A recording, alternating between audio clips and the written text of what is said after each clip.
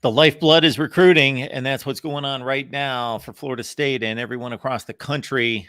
Dig in here for the next 45 minutes or so. We're going to talk Florida State football with all of you. Leave those comments and questions. We got Big Game James Coleman here. Den Media Group will leave the link in the chat. You got to check it out if you love the Noles, if you love college football, if you just flat out want to be smarter about football, then check out James and what he's got going on there. Den Media Group. And again, we'll have the link available. Big Game, what's going on tonight? Nothing much, man. Just happy to be here, God, man. Good Wednesday. Yeah. It's actually not raining right now in Jacksonville. It's been raining a lot, so we're lucky. Happy to have you here, no doubt about that. Florida State fans are going to be happy if they hear about commitments soon. Now, you've been telling them over the last couple of weeks, be patient. Be patient. It's a process. Almost everybody's going to go through their visits before they make any kind of call on their future. And so there's got to be some patience. Things have worked out the last couple of years under Mike Norvell, and obviously he's leaned heavy on the transfer portal, but the recruiting is getting better. It is improving. More big-time players in the mix, looking at Florida State and looking at FSU seriously. So what catches your eye over the last few days and what's coming up this weekend? What's really caught my eye is, how the coaches are sticking to their board, and they're not kind of and sticking to their philosophy, not trying to push because they see other people getting quote unquote results this early. One of the things that happened Father's Day weekend was we saw Florida lose a kid, Austin Simmons, who reclassified from 2025 to 2023. Everybody thought he was going to UF, ends up going to Ole Miss. And what Florida did was they railed off a series of, I don't even remember how many it was. Maybe I know it was over 5 really blue chip commitments, mainly on the defensive side, but still very impressive between D-line and linebacker. I believe it was 4 4-star linebackers they have in their class. And what happened was Florida State fans immediately went to their social media, where we love to go out there, and kind of cried about and complained a little bit about where is this going to happen to us, not keeping anything in context. One, kudos, hats off to Billy. They had their big recruiting weekend. Florida State's big recruiting weekend is this weekend coming up, the 22nd, 23rd, and so forth. And then they'll have another big one in July. July 23rd, I believe, will be the last recruiting weekend that they have, big recruiting weekend they have.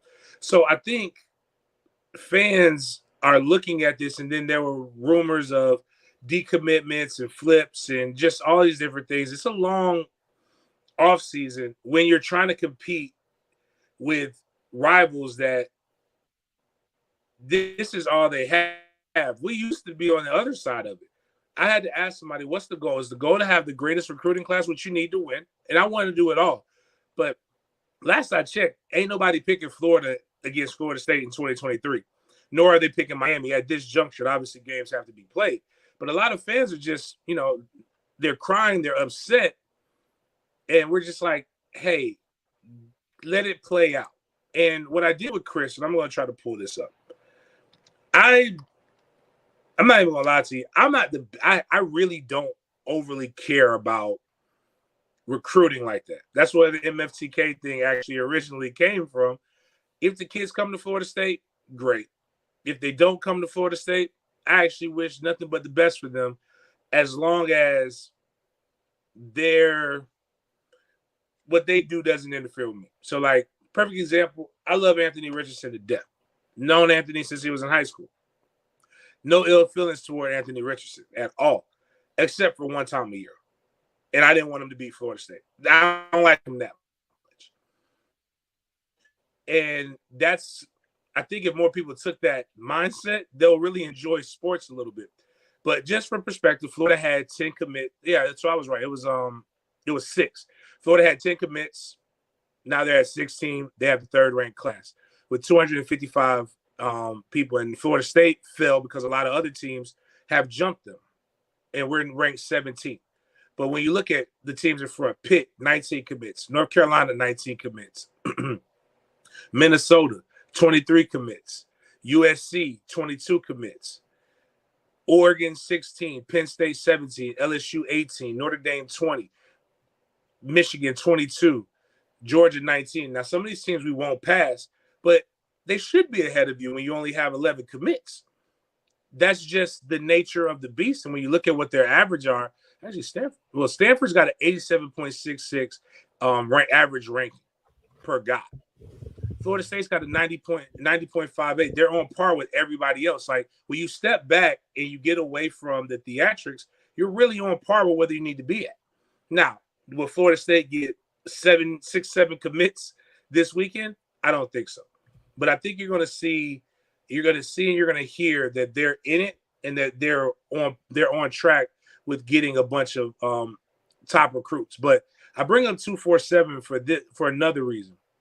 Let me try to find this thing. They have this thing. I don't know if you've ever done it before, Mark, but it's they call it the class calculator. Yep. So you could go in and you could just type in guys and kind of see where you're going to get in. So people that Florida State's trending for, and stuff that I probably know more about than others, like with some of these guys. You have a Josiah Trader from out of Chaminade, Madonna, one of the top wide receivers, one of the top athletes in the nation. You've got Fox, Kalen Fox, who's a tight end who will be there this weekend. Tight end from out of Grayson High School, basically Atlanta, Georgia area. Make sure I'm trying to get it right. Trying to work this technology. Man, I forgot the name of the kid. I'm trying to think of some other kids' names. Charles Lester. A lot of people believe that we'll get him. He's going to make his commitment next week. He'll be announcing where he will be going to school. That's 1, 2, 3, 4. I just put those three. Excuse me. You know what those 3 commitments get us? It gets us to 239. And if you go back and you look at where that would rank you, that's going to jump you up a few spots, and that's only with 14 commits. You mess around, you're trending really well with Jeremiah Smith. You added Jeremiah Smith. You add a D tackle. You add a linebacker, a 4-star linebacker. We just had during the week that's really trending toward us. And all of a sudden, you're right back in the top 10 contention for a recruiting class, on top of having a good season that's going to come in. Mike Norvell has proven that you can have a top 20 class and then have a top 10 transfer portal class and then be right where you need to be at. So I get it. I want to be able to talk trash and I want to be able to do stuff. But like, hey, at the end of the day, let it play out. Games got to be played. Yeah, to James's point, it's football. Yeah, it's an attrition sport, so you need numbers, but everybody's going to sign numbers. That's obvious. It's not going to be the exact number every year for every team, but everybody's going to land in that 22 to 25 range, something in that range. So, Florida State fans, would you like to have the number 2 recruiting class right now? Would that make you happy if you were number 2 right this second? I think you would. I think we would have all sorts of great comments in the chat right now about Florida State's recruiting. Well, Florida State's at 90.58 player ranking, average player ranking 90.58. Michigan's at 90.71. They're number 2 in the country. They're virtually no difference between the two. They've got 11 commits. Michigan's got 22. And with that, go on. And this is no knock to what these guys are doing. Again, I want to be successful in everything, but I also want to keep things in perspective. In this top 10 right now, you got Georgia, which we all know what Georgia's been doing. Georgia's the big dog. Yeah, but Michigan, Florida, Ohio State, Notre Dame, Penn State, LSU, Oregon, Tennessee, and Stanford. Now, in those, you beat a LSU. You've played against Oregon, who's been in 2 national championships in their entire existence. Michigan hasn't won a national championship, I believe, since Charles Woodson, if I'm remembering correctly, which was the mid-'90s. Notre Dame hasn't won a national championship in quite some time, but they are consistent. They have been in the playoff a few times. When you're really looking at a lot of these people who are in front of you are hogging up space right now, you're a better program. And you just have to, you got to let it play out. And the big dogs haven't even come to eat yet. And that's where I'm trying to tell Florida State fans, we're not there yet. But at this point, coming off of a 10-win season, and the populace believing that we're going to trend and have another, at least at minimum, 10-win season this year. Even if you don't believe Florida State's a playoff team, most consensus right now, based upon what they have returning, can at least say Florida State should be a 10-win team. You know that you're going to eat. Just like when you do the Miami show. I'm pretty sure Miami fans aren't worried that they're 26 right now and that they're going to finish behind Duke, right? I would hope not. No. History doesn't show that. And you know who, if you had an Alabama show, Alabama's probably not going out here saying the sky has fallen, and they're ranked 25th right now. Because Alabama knows they're a big dog and big dog's going to eat. And they're probably going to eat off of some of these other guys' plate that's in front of them, or with the guys who are remaining. So it's exciting because there's literally nothing else to talk about. But at the end of the day, they do need to, and actually they don't need to, but this would be better for the fan base if we knew what the board was. And we truly had a really accurate look at who we're recruiting at DN, who we're recruiting at D tackle, who we're recruiting at linebacker, because it seems as if everybody else, our rivals around us, are beating us on the prep level when it comes to that. But I think they're going to be fine when it all shakes out, and a lot of us will be able to talk trash here in a couple of days. Just give yourself some time. It'll come. So I don't know if you want to play this game like this, but if we go scale of 1 to 10, if Georgia's a 10, or if you just want to play the perfection scale and they're a 9.9, where would you put Florida State? I'd say 7. Where would you put Michigan? Just slightly above that. Okay. And that's going off of recent history. Like Michigan's got a quarterback coming back, if I remember correctly. They got a good team. They've been recruiting well, but even with all of that, they're not that far ahead of where Florida State is in the totality. A lot of SEC schools. I think Clemson, I would argue not just off of the last 2 seasons, but looking at 4 and up to this point, I would say Clemson is just ahead of Michigan when it comes to that. I'd give you Georgia being 10 because what they've been able to do, you rattle off 2 back-to-back national championships and look like you're trending to possibly play for or compete for a third. Like, you have to be the standard that everybody else measures themselves to. And the only team that's closer to that would be Alabama. But then after that will be your Ohio State. Like, if you had to ask me, there's 5 programs that I just believe year in and year out are just going to be tough. It's Georgia, Alabama, Ohio State. And really after that, I'd give you Michigan right now and Clemson. But really, those last 2 could cycle with another 2. But I just have to give, those are the people who have consistently done it in both ways. So off the field and you're recruiting and on the field. So to get overly upset for like Florida, I can promise you in the next 3 seasons, Florida's may be doing it off the field, but they're not going to be doing it on the field. Miami, I think, has a better chance to do it both, but I just know that 23 schedule and that 24 schedule is brutal. Like, and at a certain point, top prospects aren't going to want to go somewhere to get, like, some people are going to love the challenge, but most people don't go to these places to lose or to get their head beat in. It's a reason why winners tend to recruit better. And that's why Georgia's having the success that they have. Yeah, I would agree that Clemson and Michigan are kind of in the same landing spot. They're just arriving from different places. Clemson was with those other 3, and now they've lost 3 games 2 consecutive years. And where Michigan was down more in that 10 to 12 to 15 range, and they've elevated with consecutive Big Ten championships and playoff appearances.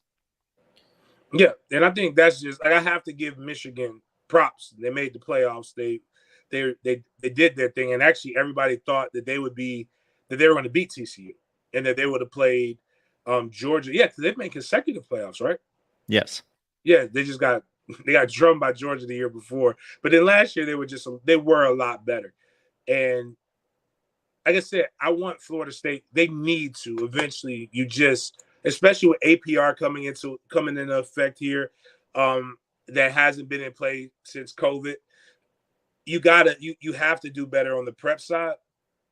That being said, with how much they have coming back this year, and then what they'll have coming back for 2024, I'm not as concerned because I do believe you could get it done in other ways, and they until proven otherwise.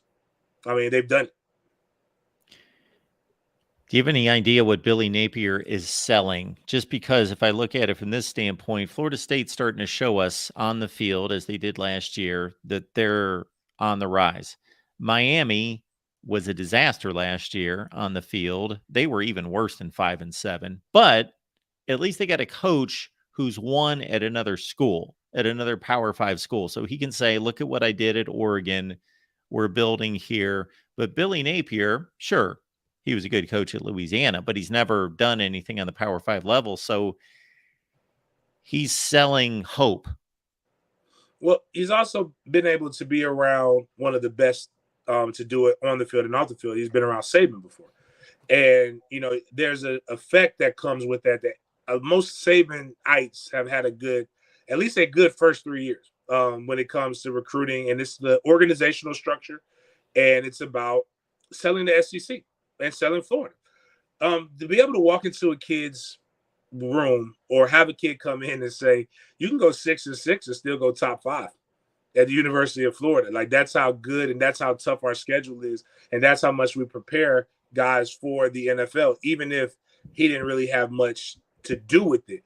But I think he's also selling each class that, hey, this is a building block approach.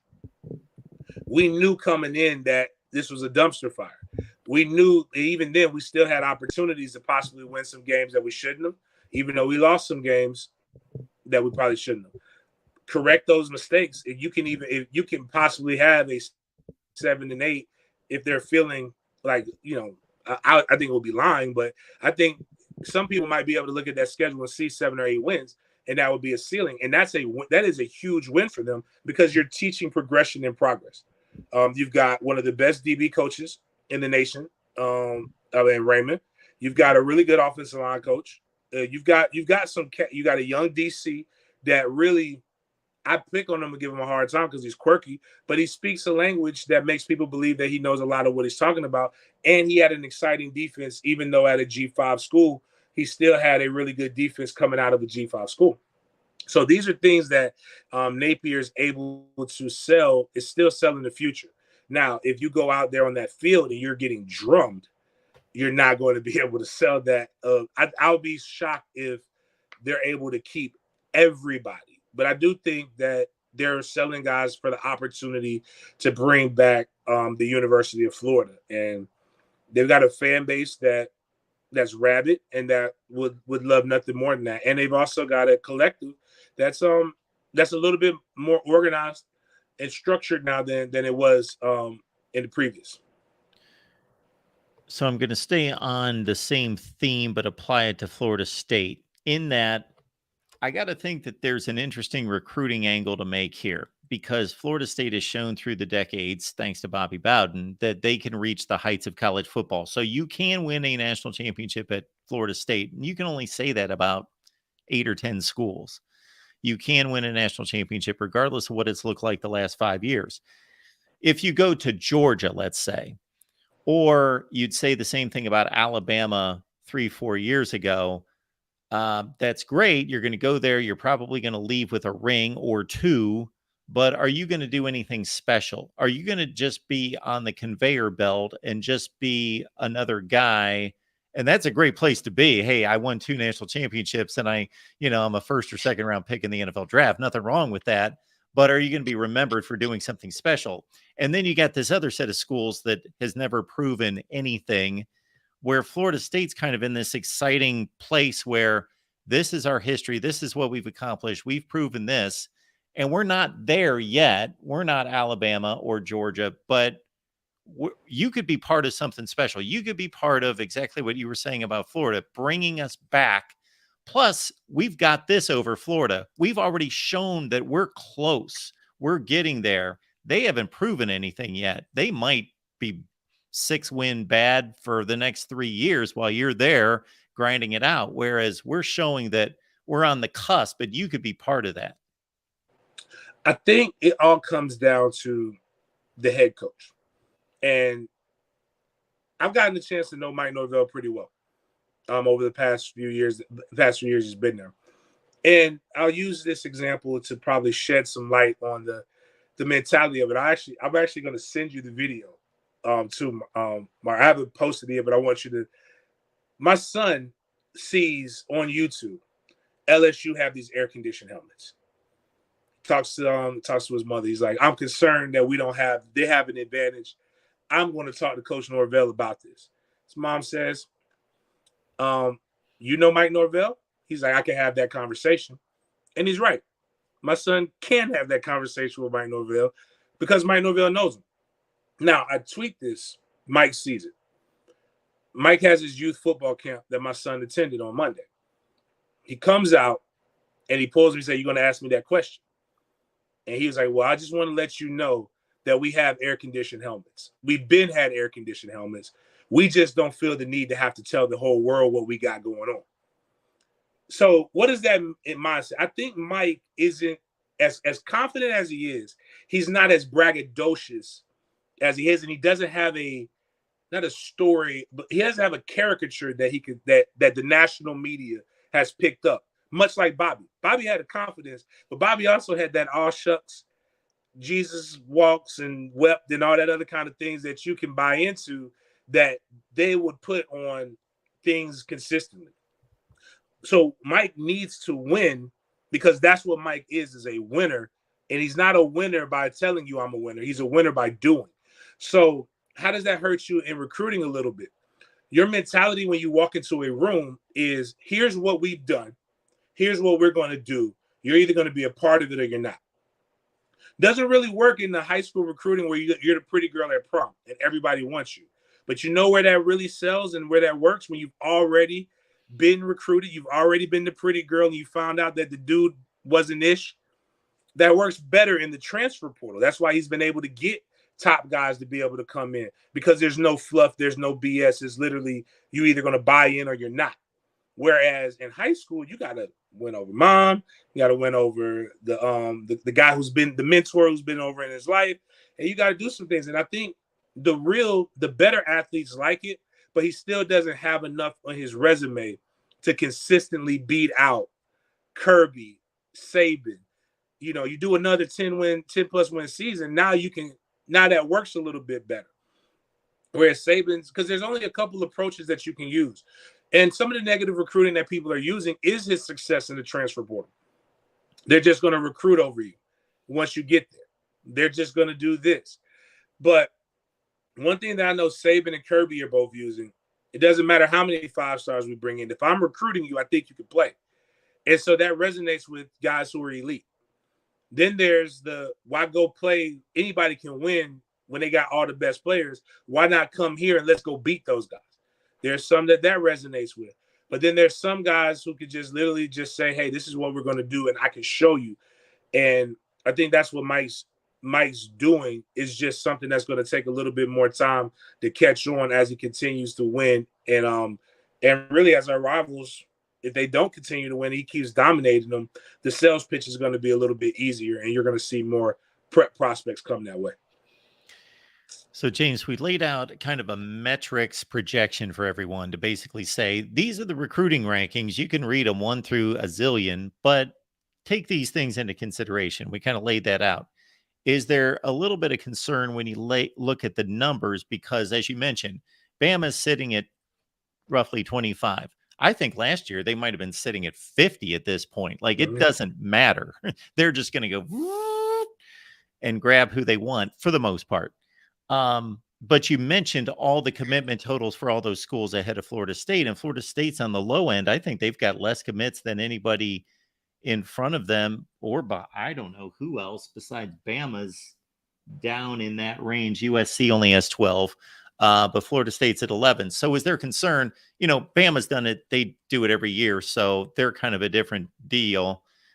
Looking at Florida State, because even though there's all that room to grow and to get the guys you want, the more that come off the table, we know that only a small percentage are going to flip, that there are guys being taken elsewhere that they would like to have. I think that just all depends on what you believe and who you believe we were really in it for. Like, one of the things that was kind of why I didn't spaz out as much about UF is that, while some of those guys we were in it for, most of those guys, I don't have no idea who they are.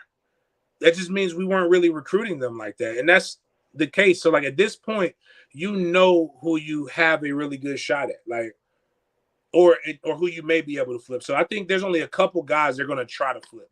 Jeremiah Smith is one of those guys you recruit all the way up until just before he faxes in. Or do they even still fax? I don't know how to do that. DocuSign, whatever they do with their letter of intent. Yeah, that's crazy. You recruit him all the way up until that point. KJ Bolden, he's committed. You recruit him all the way up until that point. And KJ Bolden is on campus now, on an unofficial. Because who would have thought you would have got Landon Thomas? I think that's the kid's name. I always get confused. I know the tight end from Georgia to flip, the number one tight end in the nation. Nobody believed that would be a guy. So you're only going to waste resources on a couple guys that you feel you have really, really good relationships with that you could flip. Now, JoJo Trader is a kid that everybody's trending, that you just believe that you have a shot to get. You've got the running back that you want. And now you just kind of keep focusing on where you're going to go in terms of linebacker, corner. Charles Lester is a guy that you believe. Oh, I forgot to add. I could have added Ricky Knight. Ricky Knight is a kid that you really believe that you have a strong chance with. And in that, that there's probably going to be two guys that you're going to probably end up losing as well. But they're planning for that. But I think everybody that they feel they have a shot for is still on the board. And I think that speaks volumes to everything. On top of guys that they still have are going to. I really believe there's no doubt in me that Luke Kromenhoek is going to win another state championship in the state of Georgia. He's skyrocketed up. He's not that far away from being a 5-star. I believe Luke will probably end up being a 5-star. If Cam Davis has the season that they believe that he'll have, you probably have another 5-star. You probably got two of those in your class already committed and as firm of commitments as you're going to get. And then again, we're talking about Kalen Fox, so you're competing with UCF right now. If you're losing battles at UCF, then, maybe we need to truly, truly reevaluate some things. No offense to UCF, who is doing a really good job in recruiting right now. I just don't think it's out of the realm of possibilities for a lot of the guys that they're in. Even if they sign, let's say they sign 4 to 5 premium guys, blue chip guys, and then they get to 20 with 3 stars. You're still probably going to have enough there with your numbers to be able to get you into a top 10 class. Talking Florida State football with our guy, big game James Coleman, played fullback at Florida State. If you're unaware, 2002 to 2005.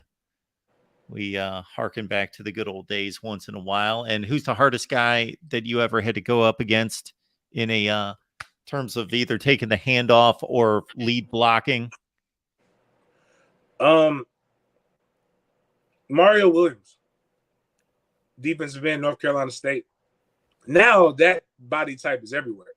Then he was an anomaly, like 6'7", 6'8", over 300 pounds. Those guys didn't play defensive end.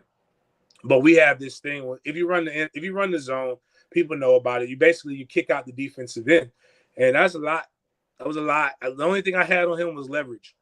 And then I'll say Vilma and DJ Williams. But DJ Williams was straight. He's going straight downhill. Knocked the thing in the dirt, as the old head says. Vilma was just so smart and fast that if we ran a sweep and he knew it was a sweep, there was literally nothing that I could do to block him. He would get to the point before I could get to him. He was just that fast. Now ISO, there's enough video footage to show that he lost that battle a lot. But he was a really, really hard. But he was the only guy that I was afraid of going up against at first, because when I was a high school senior, I was watching the national championship against Nebraska, and Vilma, I saw him decapitate 2 people on back-to-back plays. And he hit the tight end. I believe he hit who was the quarterback? One Heisman, I believe. Crouch. Eric I believe Crouch. He hit Crouch in the tight end in back-to-back plays. And it was quite violent. I had to ask myself if this is a sport that I really, really want to play. But yeah, those would be the three of the best for all different reasons.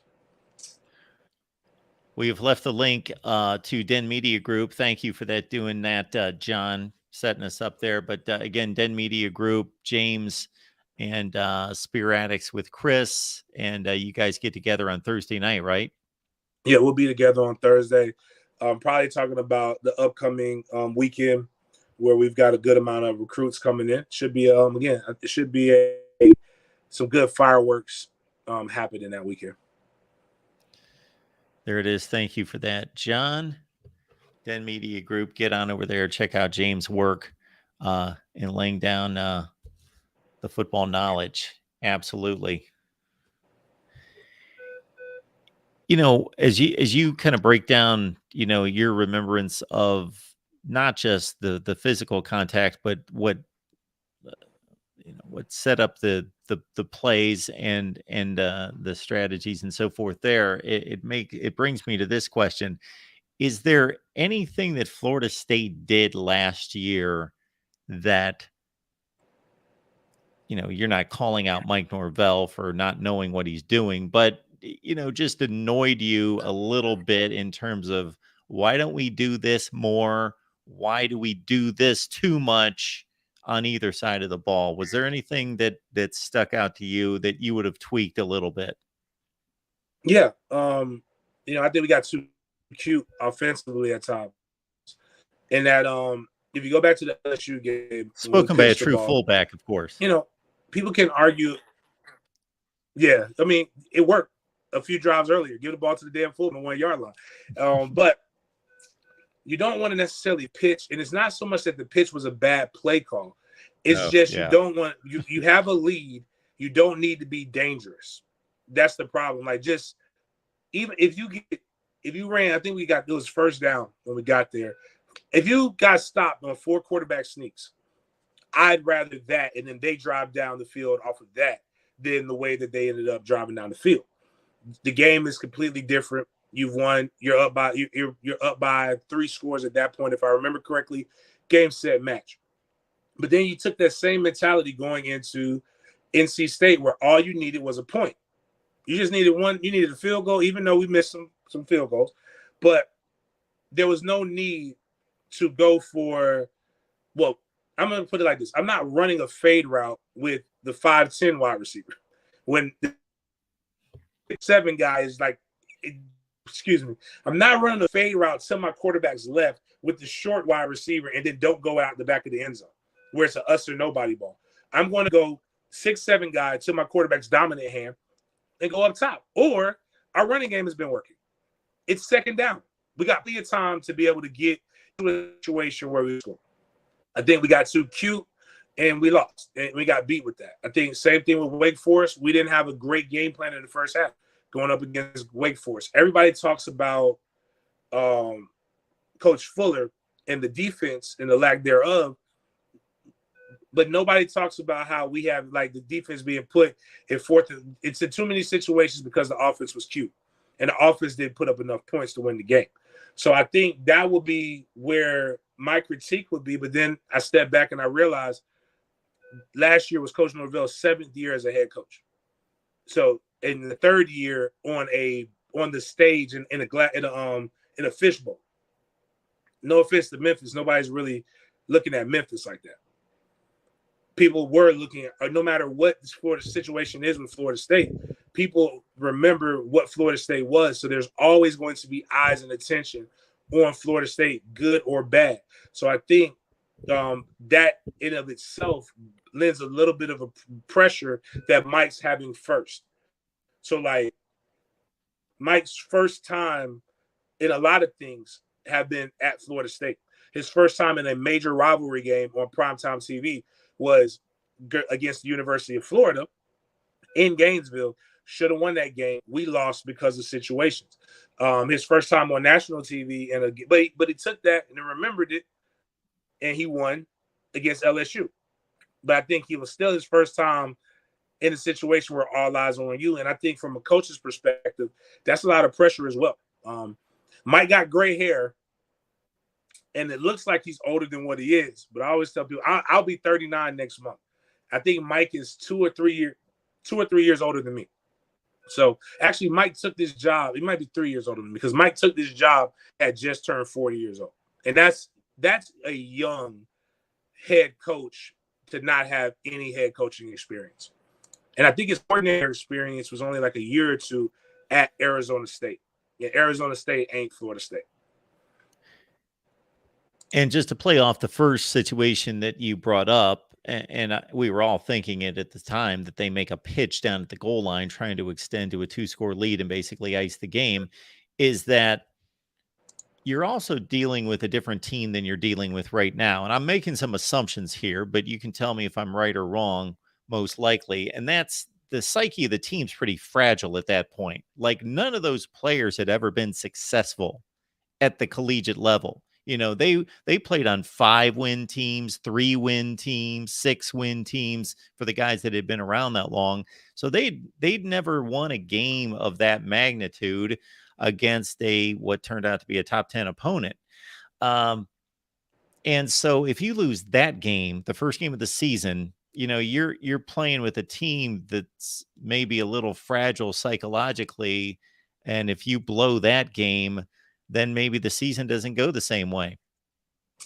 Definitely. You know, they were confident but unsure because nobody had ever been in a position, like nobody knew how to win.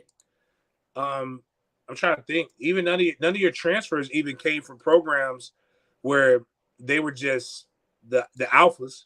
So everybody in this situation, and that's the other thing where I tend to forgive a little bit because nobody had ever been in those situations. I take for granted.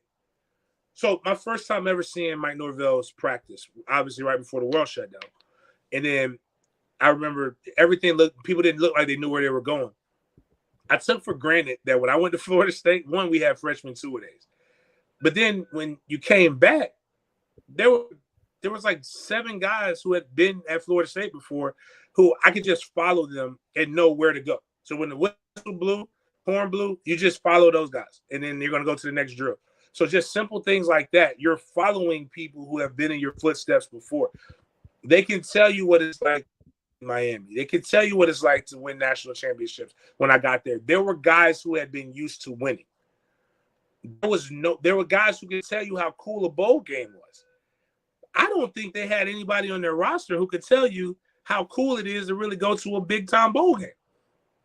And that was just Orlando. So that wasn't even really a big time bowl game, but it was bigger than what we had been used to because we hadn't been to a real bowl in so many years. So I think a lot of that comes into play. And Coach Norvell couldn't tell you that because he had never coached in a bowl game, I believe, up until that point. Or was it a champ? Yeah, no. Well, yeah, I think he coached in bowl games at Memphis. But he had never, but it's just, sure. He can't really, nobody knew. And so now you have guys who know, and it works out differently.